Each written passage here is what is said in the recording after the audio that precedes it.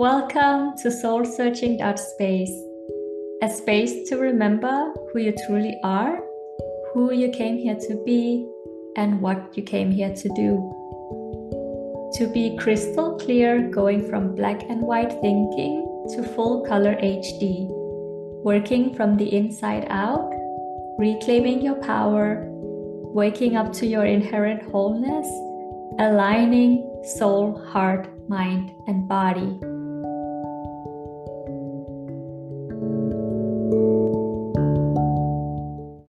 Hello, and thank you for tuning in. We are continuing the conversations of working from the inside out. If you haven't tuned in to the previous episodes in this series, I invite you to listen as it builds on top of each other.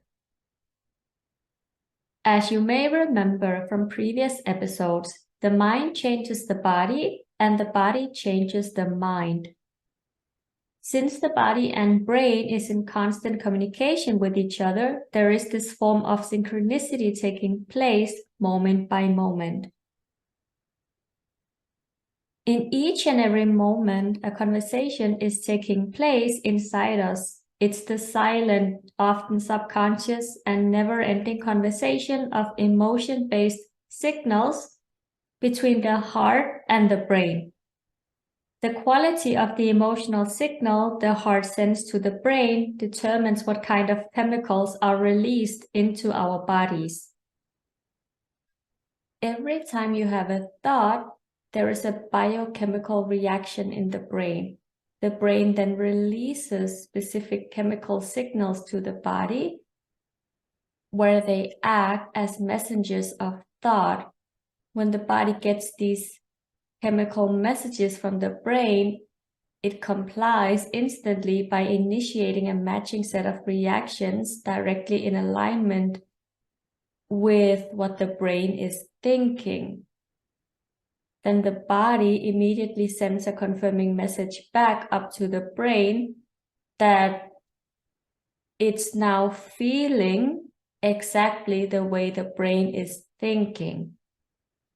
These chemicals serve as a bridge between the brain and the body to make us feel the way we think. Based on the chemical feedback the brain receives, it will generate more thoughts that produce chemicals corresponding to the way the body is feeling. So we begin to feel the way we think and then think the way we feel. Maybe you experienced something that triggered you today, or a few days ago, or weeks ago, or months ago, or maybe even years or decades ago. Let's say you think thoughts that are associated with a person or a particular event or situation. When you think these thoughts, you start releasing chemicals that circulate through your body and you feel the way you think. Maybe you just can't seem to let it go, which is understandable. But when our body believes it is experiencing the same event again and again, we are conditioning it to live in the past. We often do this unconsciously. We compound our feelings and emotions and we keep dwelling on the experience or the person and reliving those familiar feelings and emotions day in and day out. And so we are continually signaling our body with chemical feelings that is associated with the past. So the body keeps reliving the same emotional experience. Eventually, a thought and an experience has become an embodiment because we repeated the thoughts and feelings and emotions consistently, forcing our body to be kind of in the past. It's almost as if the body becomes the memory of the past. Our body is anchored in the past because we keep reliving the past and then projecting the past into the future. The body is so habituated to the chemicals of our past experiences that it grows attached to these emotions. We kind of become addicted to those familiar feelings and emotions. When you think about an experience or a person, you create the same emotions in your brain and the body as if the event was happening all over again. And the body doesn't know the difference between the feelings and emotions created from experiences in our external world and those we create in our internal world by thought alone. To the body, they are the same. Because when we are recreating the same feeling and emotions, we are thinking in the past and eventually create more of the same. Instead of reclaiming our personal power, we become a victim of our circumstances. This unconscious repetition trains our body to remember that emotional state, oftentimes better than the conscious mind does. When the body remembers better than the conscious, the body has become the mind, and it is now a habit. We have subconscious programs within us that are automatic behaviors, attitudes, beliefs, perceptions, patterns, skills, conditioned responses, emotional reactions, unconscious attitudes, and more. And these subconscious programs are running us because the body has become the mind. What that means is that the instant we have a thought, feeling, or reaction, the body runs the show because the conscious mind no longer has much to do with our behaviors. The moment you begin to feel the way you begin to think the way you feel. If you have unconsciously reinforced the same feeling by continuing to think frustrated thoughts, for instance, which then makes you more frustrated, what happens is that our feelings are now controlling our thinking. Our body is now driving the mind. So what does it mean that the body is driving the mind? Think about your ATM PIN number or the code you use to unlock your phone or your laptop or something you are really good at. Do you consciously think about it, or do you just let your fingers enter your PIN or unlock the phone? What about something you've cooked many times? Do you consciously think about each step of the recipe, or are you just on autopilot because you know what you're doing? It's like a set of unconscious actions like brushing your teeth or making tea or something else. I invite you to reflect on things you have been unable to consciously remember. Something where your conscious thinking brain can't remember the numbers to unlock your phone, for instance. But you have practiced this action so many times with your fingers that your body now knows and remembers better than your brain.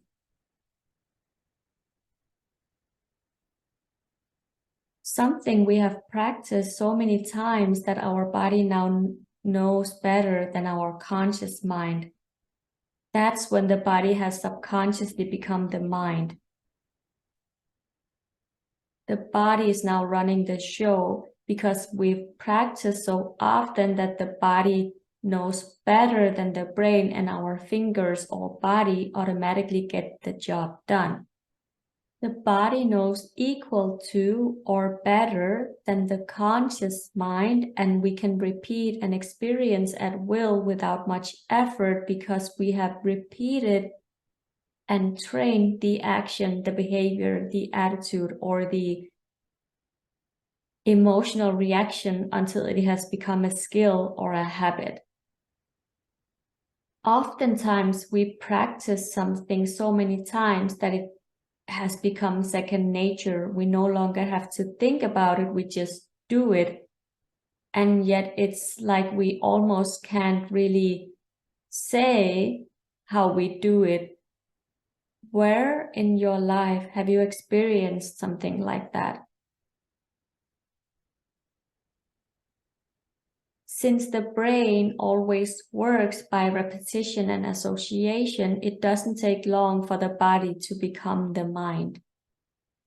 If we think of some unwanted future experience, or if we even obsess over the worst case scenario based on an experience or a memory from our past, our body is no longer in the now present moment or past. It is living the future, a future based on some construct of the past.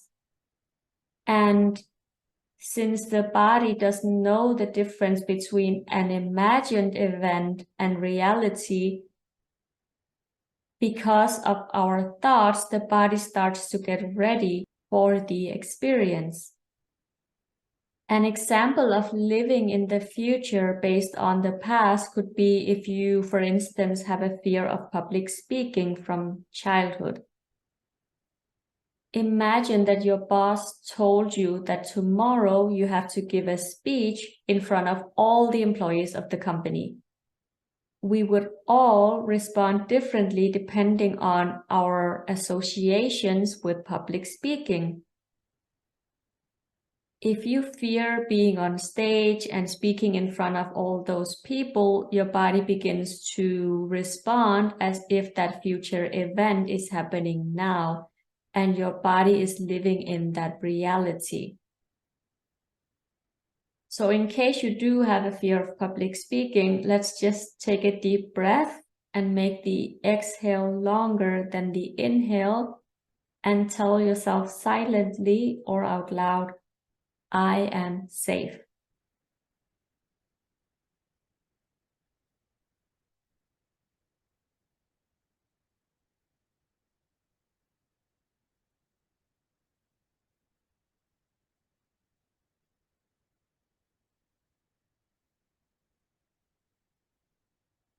We have been gifted the fight or flight response to help us quickly to focus in potentially dangerous situations.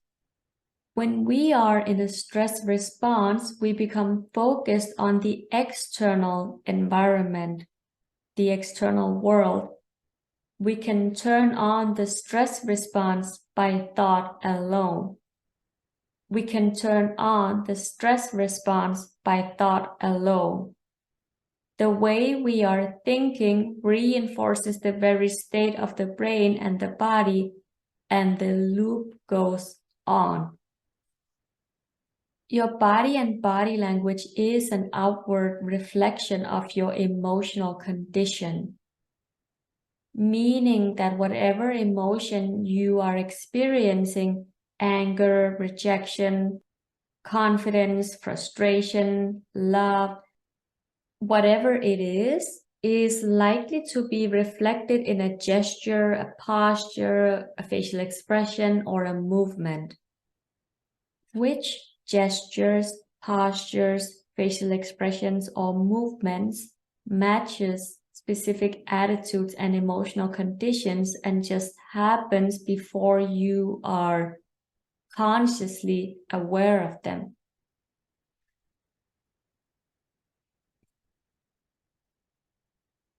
What body language gestures are you using? How does the other person react to you and your body signals?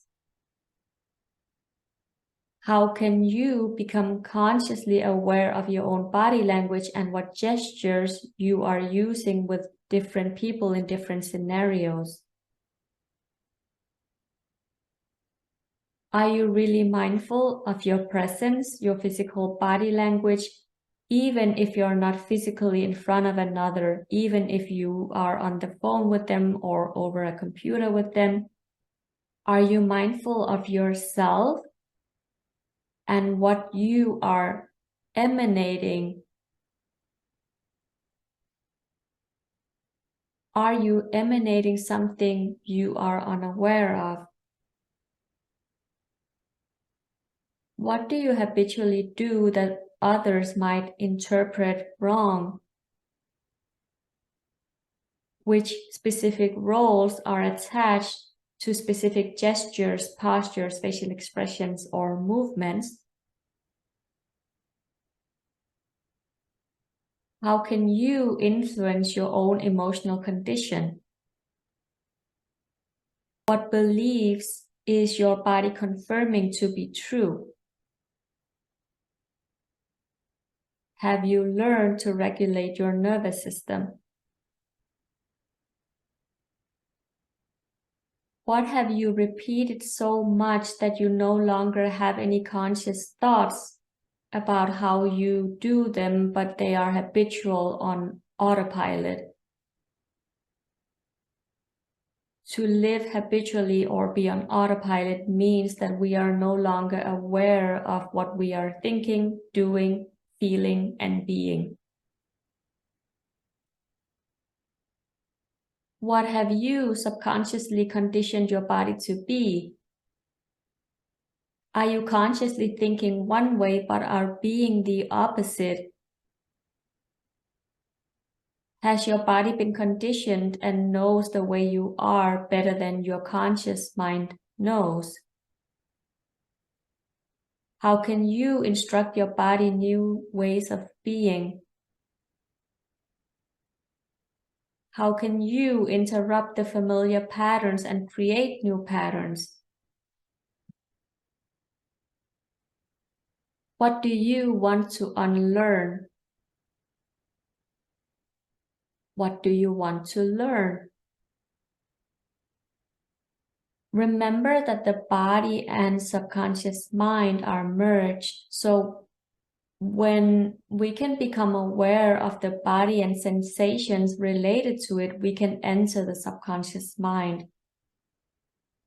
This ongoing cycle of the body to be the mind. These emotions are responsible for the neural pathways, which creates the amount of belief we have, which determines the amount of action we take, which determines our results. And the results we get determines the beliefs and perceptions we have about ourselves and the world. Emotions such as anger, hatred, suffering, shame, guilt, judgment makes us feel more physical because they carry a frequency that is lower and more like that of physical objects.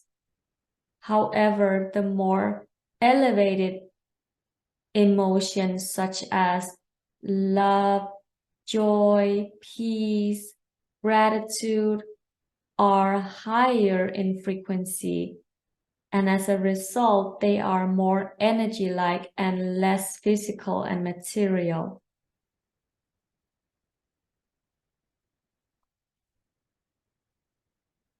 How can you become aware of your body posture and notice how different events, situations, circumstances, and more brings you into specific postures? Are you able to change your physiology, change your posture, stand up straight? Because oftentimes when things happen or people get depressed, they often get down. How can you notice what emotional triggers below your consciousness drives your behavior, causing your body to run the show? How can you observe the effect your body language has on you and others and how others perceive you, and how by changing your body language, it can alter your own emotions. How can you observe your own body language, gestures, postures, facial expressions, or movements and understand how others respond and react to you?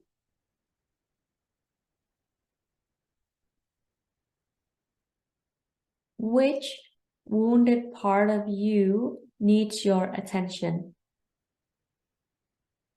When we can experience what the energy of this part of us feels like in our body and what we feel like when we are thinking and acting on the initiatives of this wounded part of us, this process helps us to recognize when a particular part of us is running the show.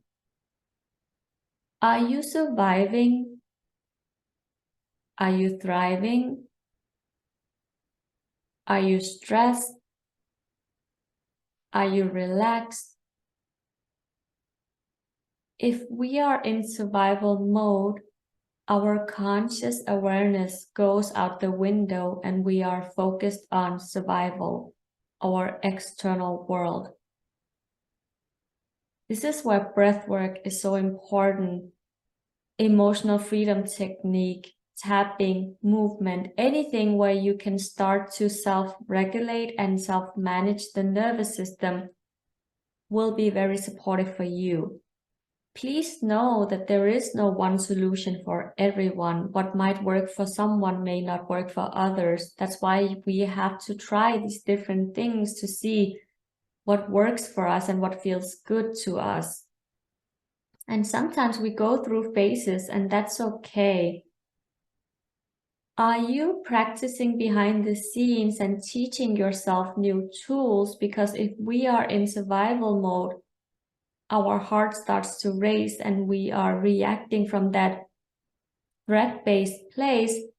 So what it looks like is learning how to not only notice when our body is falling into that stage of activation, but learning how to then calm it down in that moment so that we can hold loving space for ourselves and the part of us that were triggered and get their perspective. Are you able to get back to yourself and connect with your heartbeat, your breath? Because your physical body is present.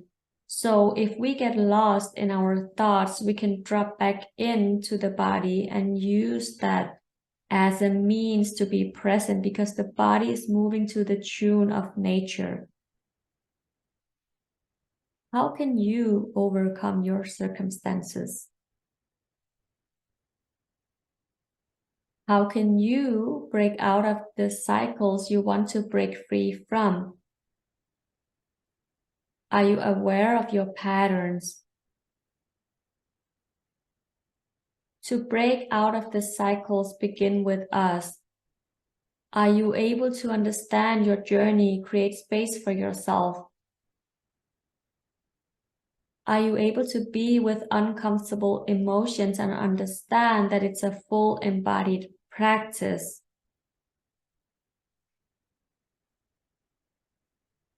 Are you practicing behind the scenes on a daily basis as your higher self?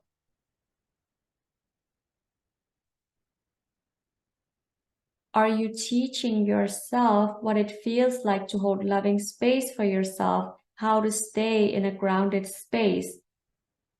If we are not practicing on a daily basis, we are going to go right back into the same habitual pattern and trigger, because when we feel threatened, our mind is only focused on survival and we won't be able to hold loving space for ourselves and others and hear what they have to say. When we are triggered, that's not when we go and do the work. We need to practice behind the scenes as our higher self so that that state of being becomes more and more familiar so that we go from thinking about our higher self to our body strengthening the neural pathways of what we are doing to who we are being, and it becomes a habit. It's all a process. And when you do catch yourself in your automatic patterns, are you able to really lock in a reference point where you get to witness yourself being your own example and having a memory of when you caught that? Maybe the first time you become aware of going straight into the automatic pattern the first time. Are you then able to forgive yourself and take responsibility for it and apologize if you feel apologies are in order? And then next time you actually catch yourself, whatever happens, don't let it stop you. Whatever happens is still a point for you to reflect on, being able to witness your own self and your own response and really own your growth.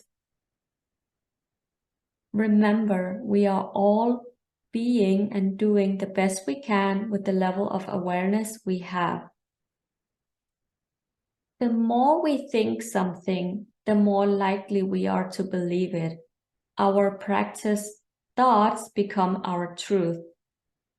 Remember that for most of us who have these conditioned patterns, doing the work to rebalance our nervous system is necessary before we can truly change our deep-rooted beliefs. Did something resonate with you? Who are you going to be, and what are you going to do about it? Thank you for being here with me. Thank you for your time, and thank you for your presence. I look forward to being with you again. I am sending you so much love, and until next time, may you remember that purposely changing your own body language not only changes how you feel about yourself, it can also change how others react to you.